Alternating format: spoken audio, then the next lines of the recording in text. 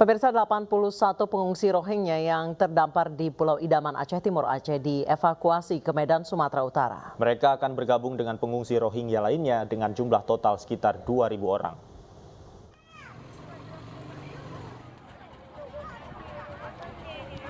Setelah beberapa hari ditampung di Pulau Idaman, perairan Aceh Timur Aceh, 81 pengungsi etnis Rohingya diberangkatkan ke lokasi pengungsian di bawah UNHCR di Jamin Gunting, Kecamatan Selayang, Kota Medan, Sumatera Utara, Kamis siang tadi.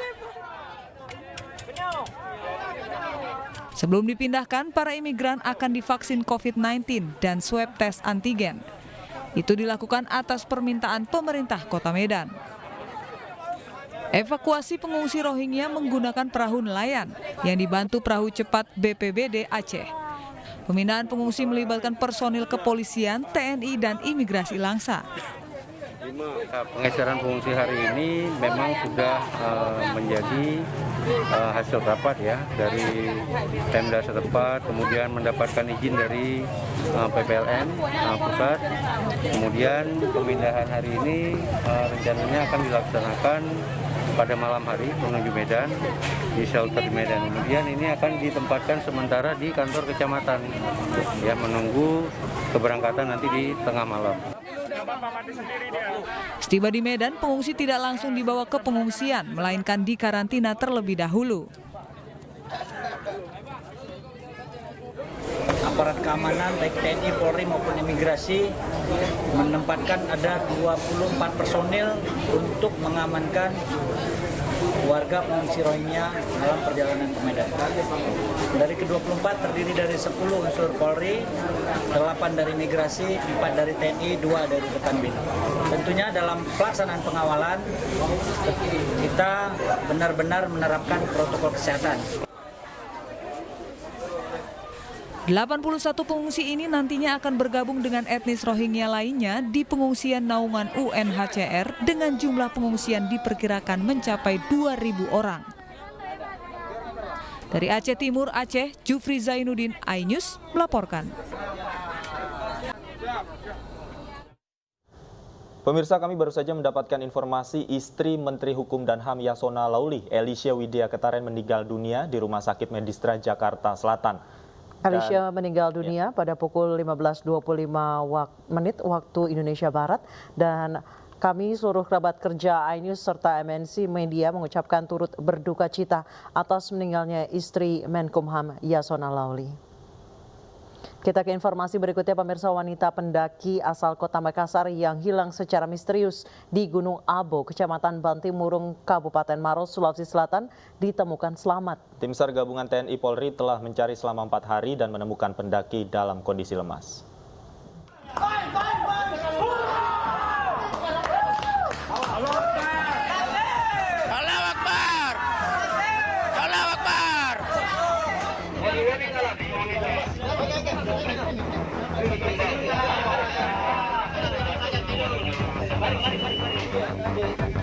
Inilah proses evakuasi Bau Arifah alias Eva, pendaki asal Kota Makassar yang berhasil ditemukan setelah dikabarkan hilang secara misterius 4 hari lalu di Gunung Abo, Kabupaten Maros, Sulawesi Selatan.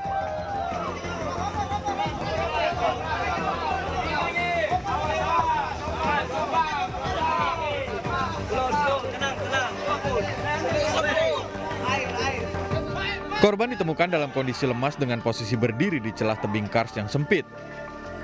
Proses evakuasi korban pun memakan waktu hingga 3 jam.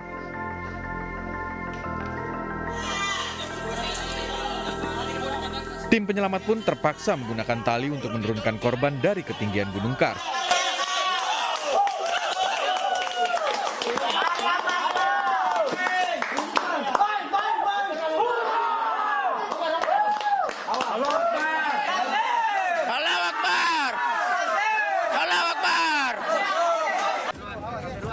Korban yang berhasil dievakuasi kemudian dibawa ke puskesmas terdekat untuk mendapatkan perawatan medis karena mengalami luka-luka.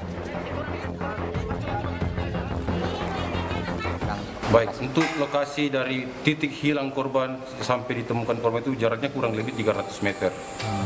Kondisi lokasinya seperti apa, sih? Kondisi lokasinya sangat curam, batu cadasnya itu tajam-tajam semua.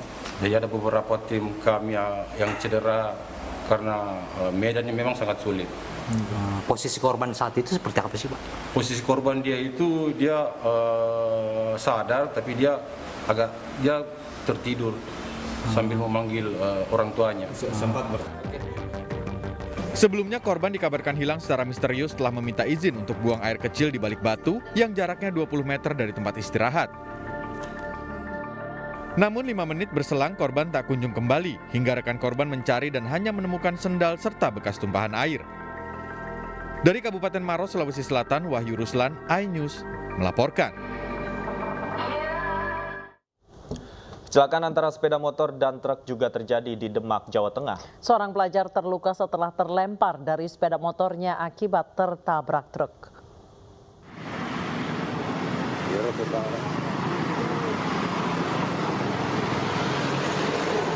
Seorang pelajar berusia 16 tahun terkapar setelah menabrak truk di jalur Pantura Demak, Jawa Tengah. Akibat tabrakan, korban terluka di bagian leher dan tulang bahu. Petugas memanggil ambulans untuk mengevakuasi korban. Evakuasi dilakukan dengan hati-hati agar tidak memperparah luka korban. Motor itu nabrak dari belakang. Truk. Apa berjalan searah atau mau nyabrang tuh? Searah kan truk itu dari Tambal Ban. Iya. Terus mau nyabrang, dia jalan ambil lajur, tiba-tiba motor itu nabrak dari belakang. Lajunya kencang motornya? Kalau motornya kenceng, kalau enggak. Kondisinya Mbak? Kondisinya katanya itu lehernya patah sama. Kasus ini ditangani oleh Satuan Lalu Lintas Polres Demak. Polisi juga mengumpulkan keterangan dari saksi mata untuk mengetahui penyebab kecelakaan. Dari Demak, Jawa Tengah, Sukma Wijaya, iNews melaporkan. Pemirsa, kecelakaan maut antara truk dengan motor terjadi di Jalan Iskandar Pangkalan Bun, Kota Waringin Barat, Kalimantan Tengah. Pengendara motor tewas sementara istrinya yang hamil 7 bulan terluka parah. Rating lah. Ada. Kecelakaan ini terjadi di Bundaran Pancasila, Pangkalan Bun, Kalimantan Tengah. Pengendara motor tewas setelah menabrak truk lalu terseret sejauh 50 meter. Sementara istri korban yang tengah hamil selamat namun menderita luka-luka. Polisi telah menangkap sopir truk dan memeriksa 4 orang saksi yang melihat langsung peristiwa ini. Terdapat korban atas nama Muhammad setelah diinterogasi di rumah sakit itu ada yang atas nama korban tersebut meninggal dunia. Ya. Mengamankan yang diduga mengendarai atau menyupiri truk tersebut kita amankan, kemudian kendaraan roda 6 pun sama kendaraan roda 2 jenis kopi itu kita amankan juga di kantor lantas.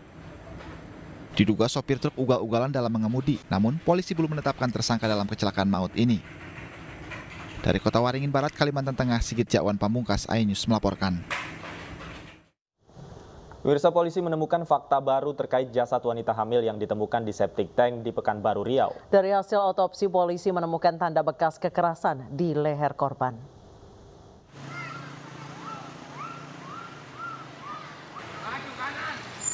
Tim forensik Rumah Sakit Bayangkara Polda Riau menemukan fakta baru terkait penyebab kematian seorang wanita yang tengah hamil dikubur dalam septic tank.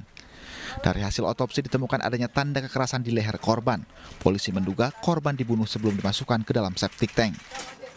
Selain itu, polisi juga menemukan janin di rahim korban dengan berat 440 gram dan panjang 15 cm dan diperkirakan usia kandungan 24 minggu. Kami menemukan memang adanya suatu indikasi ketidakwajaran terhadap kematian. Ya, secara spesifik saya tidak bisa menjelaskan, yang jelas bahwa dari fakta pemeriksaan kita meyakini adanya suatu dugaan pidana yang mana dari hasil pemeriksaan kita temukan adanya kekerasan pada daerah leher. Jadi sebab matinya ada kekerasan di kekerasan tumpul pada daerah leher. Spesifik saya tidak bisa menjelaskan karena ini nanti sambil menunggu proses penyidikan yang dilakukan oleh penyidik Polres Kampar dan Direktorat Reskrim Polda Riau. Sebelumnya korban dinyatakan hilang sejak 21 Mei lalu dan ditemukan dalam kondisi terkubur di bekas galian septic tank di samping rumah korban. Polisi terus melakukan penyelidikan, namun suami korban saat ini belum diketahui keberadaannya. Dari Pekanbaru Riau, Indra Yosrijal, iNews melaporkan. Dan pemirsa, kami sudah terhubung dengan kakak kandung korban, Asni Marti. Selamat sore Ibu Asni Marti. Iya. Ibu, pertama-tama kami mengucapkan turut berduka cita atas meninggalnya adik Ibu. Iya Bu, kami sangat terpukul kali dengan kejadian ini. Baik, Ibu Asni, sebelumnya mohon maaf. Apakah ada kecurigaan dari keluarga Ibu terkait dengan kematian adik Ibu? Maaf, ini suaranya putus-putus Mbak, nggak dengar kami. Ulang lagi Mbak. Ada kecurigaan tertentu Ibu terkait dengan meninggalnya adik Ibu? Iya, itu kami dimimpiin terus Bu. Dimimpiin sama adik ini, dia minta tolong. Dia lahiran tuh ditengok gitu. Baik. Adik yang kami yang si korban ini kan dia ngerti, dia memang udah dari awal tuh udah menduga kakaknya ini memang udah dibunuh sama suaminya. Tapi kami nggak mendukung dia gitu loh Bu. Baik, apakah suami adik ipar Ibu ini sudah mengunjungi keluarga setelah adik Ibu meninggal dunia? Atau sudah ada kontak? Sudah, dia datang ke kami, bawa pengaduan dia tuh ke kami. Istrinya tuh lari dari rumah. Iya. Jadi kami kan atas pengakuan itu kami percaya gitu loh. Dia ngomong itu pinter kali, anak itu katanya anak ini tinggal semua, suruh antar ke neneknya yang di Kampar yang suami pertama. Perasaan dia tuh anak dia nyuruh gitu loh. Baik, jadi suami. Padahal itu cuma rekayasa aja Mbak. Adik ipar Ibu, suami korban ini mengatakan ke keluarga kalau adik Ibu ini kabur dari rumah. Iya. Itu berapa hari yang lalu Ibu Asni? Tanggal 21 semalam bulan 5 itu. 21 Mei ya Ibu ya? Mei, Berarti iya. sudah sekitar 2 minggu yang lalu ya Bu ya? Iya, iya. Sebelumnya Ibu Asni pernah mendengar ada keributan atau percekcokan antara suami istri ini Bu? Tidak ada sama sekali, nggak ada kami dengar dari dia, adik kami ini nggak pernah dia menceritakan masalah rumah tangga dia gitu loh. Jadi kami sangat terpukul kali dengan kejadian ini. Selama ini kami dengar baik-baik aja orang tuh suami istri, nggak ada pernah dengar apa-apa lah gitu. Adik Ibu yang mengatakan bahwa korban ini meninggal karena suaminya itu pernah melihat pertengkaran mungkin Ibu? Nggak ada. Hanya feeling saja ya Bu, insting saja ya? Feelingnya gini, soalnya dia menuduh adik kami itu kabur, jadi kami sama-sama mencari lah, sama si pelaku ini ikut juga Mbak. Si pelaku ini ikut juga. Jadi kami mencurigakan tuh gini, dia menghubungi seseorang tuh katanya nomornya nggak ada sama dia, nomornya tuh di HP-nya tinggal di rumah katanya. Dan dari situ adik kami yang tadi ini udah curiga gitu loh. Baik. Sementara dia ngasihkan alat-alat bayi-bayinya itu dikasihkan sama adiknya yang ini kan, adik sekarang kan hamil juga nih adik yang ini kan. Di situ curiga dia merasa memang nggak ada, istrinya itu memang merasa tuh nggak akan kembali lagi gitu. Baik, Ibu Asni mohon maaf, apakah setelah jenazah adik Ibu ditemukan di dalam septic tank, apakah dari adik ipar Ibu atau suami korban ini pernah menemui atau menghubungi keluarga? Iya, dia menemui kami sempat dia pun ngomong kayak gitu, masalah istrinya itu kabur.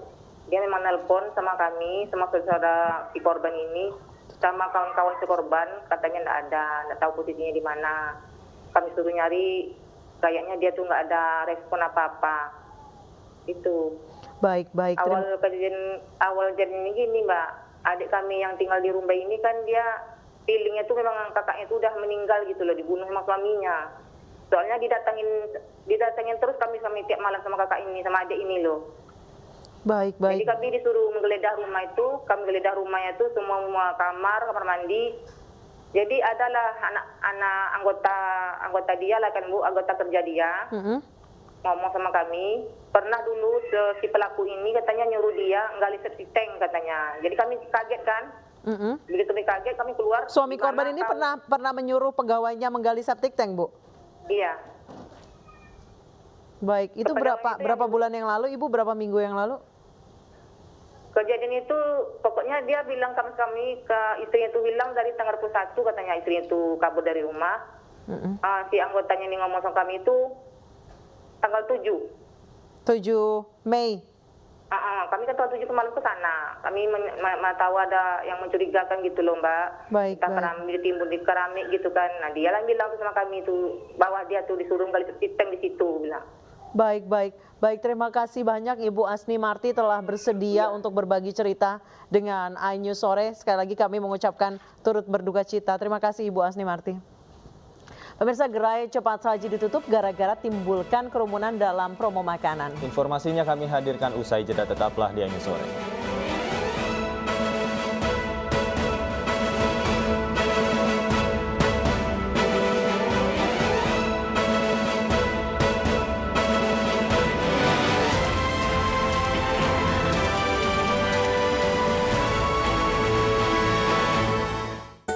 Semprot kuman di sini di sana, semprot dengan Dettol Spray, kuman hilang keluarga terlindung.